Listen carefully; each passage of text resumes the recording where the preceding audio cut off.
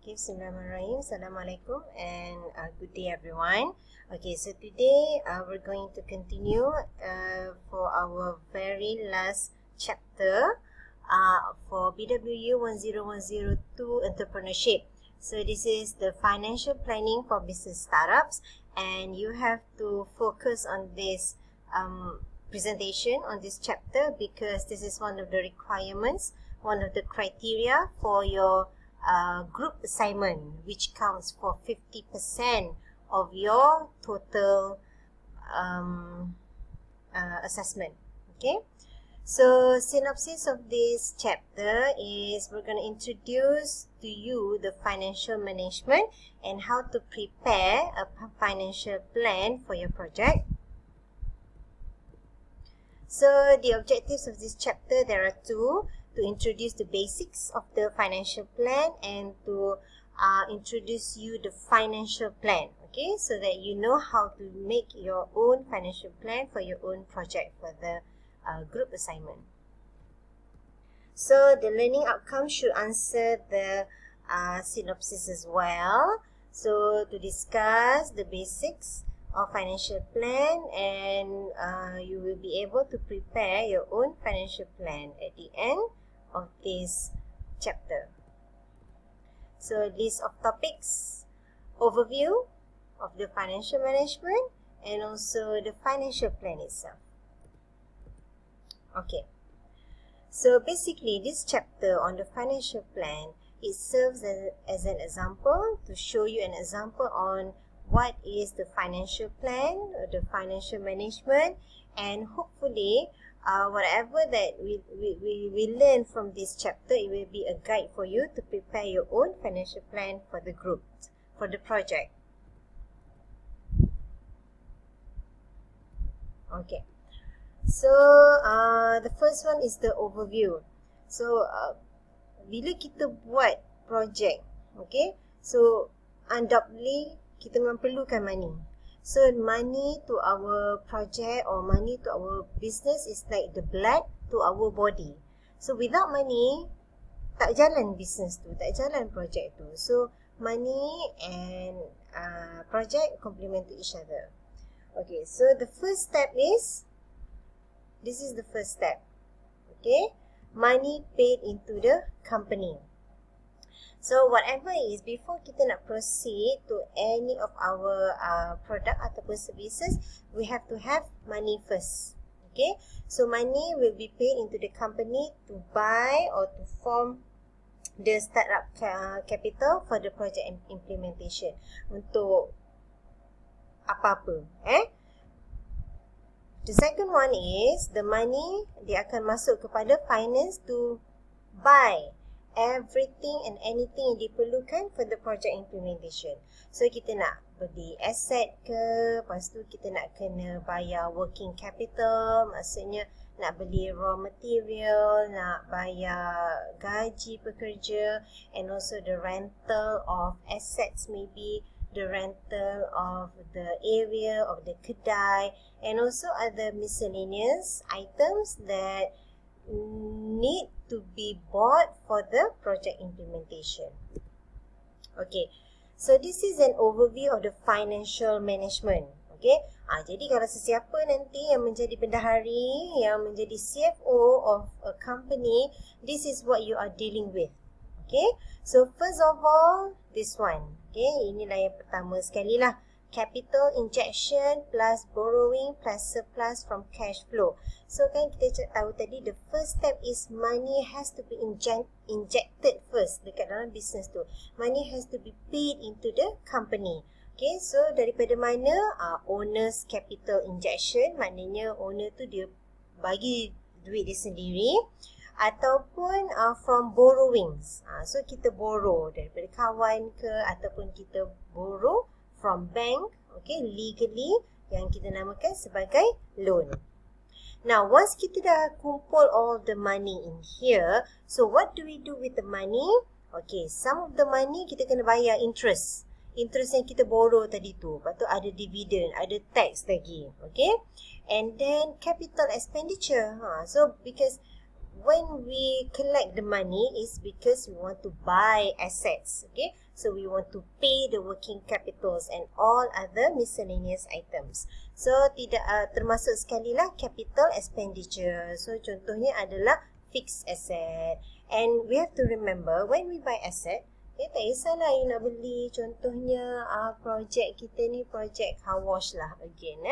So projek car wash you nak beli sabun, no, that's not an asset.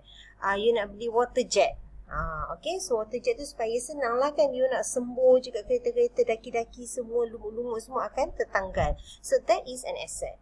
So asset tu dia mesti ada depreciation, maksudnya penurunan value of that asset. Okay, and then what else? Okay, so duit tu so kita kena bayar salary, and then kita nak kena purchase of the raw material.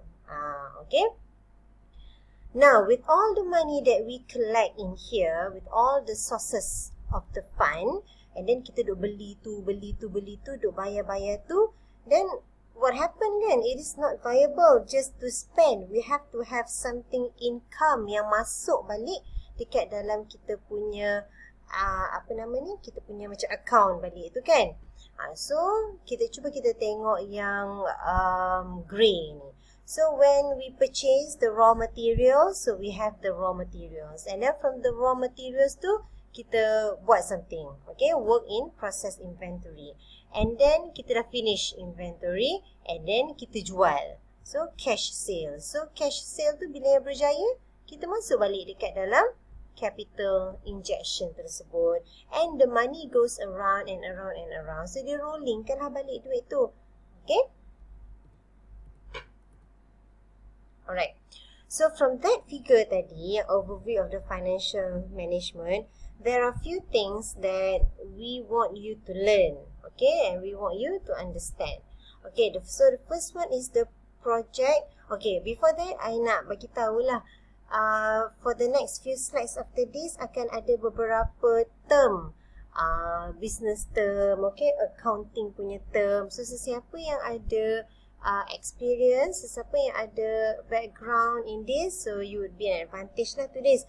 But to anyone yang tak ada background ataupun tak pernah dengar, don't worry, because in this slide kita dah letak dia punya definition, so you should understand. If you still don't understand, you can ask your friends yang ada experience or ada background in accounting, ataupun you can just Google. Alright, okay, so the first one is what we call as project implementation cost. So what is project implementation cost? Is the total capital required to finance the project cost. Jadi kita dah kira-kirakan berapa sebenarnya kalau kita nak menjalankan project car wash tu, how much money do we need at first. Okay, because that money is what we need to purchase the asset. Okay, lepas tu for the expenses of the capital and also other miscellaneous lah. Okay, so these are the basic items that we need to buy, that we need to pay. So that is the amount, the minimum amount that we have to have so that we can implement our costs. Implement our project. So this is what we call the project implementation cost. So the second one is the fund sources.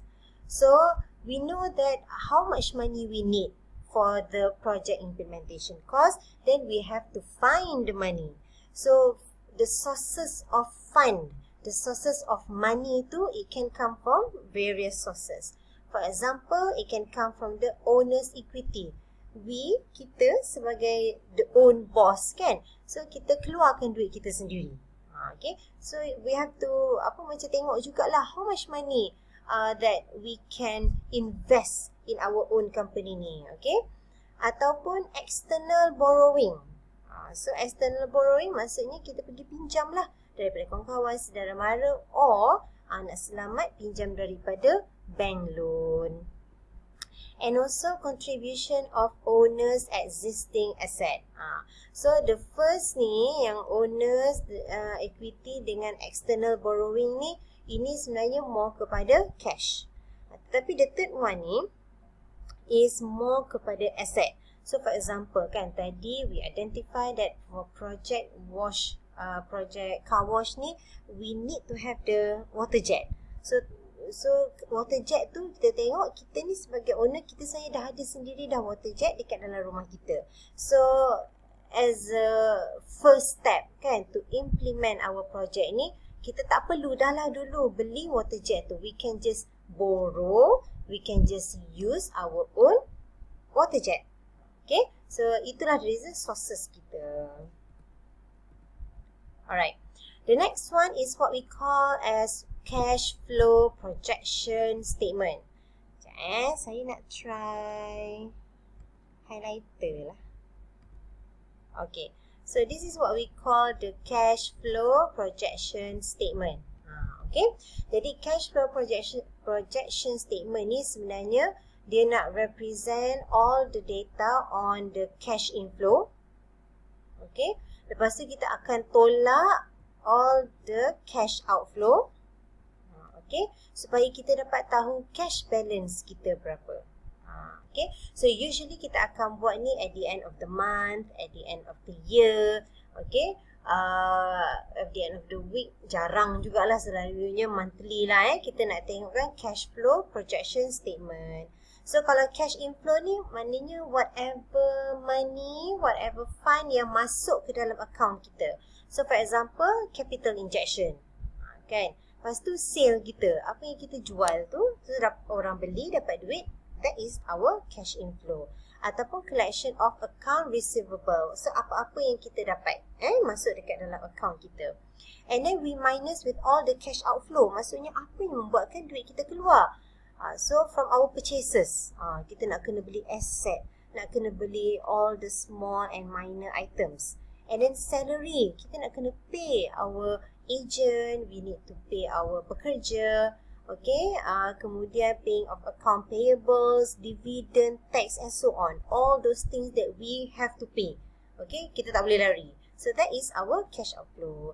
Jadi at the end of the month, when we want to do this cash flow projection statement, yang cash inflow ni total dia, kita tolakkan dengan total cash outflow, then we will get this, our cash balance. Okay, so sekiranya it is positive, okay, our cash flow, kita punya cash balance ni positif, maknanya the project is viable. Dan maksudnya is good lah. Okay, we can continue our project ni for the next month. So because this is baru first month kan, kita tengok positif.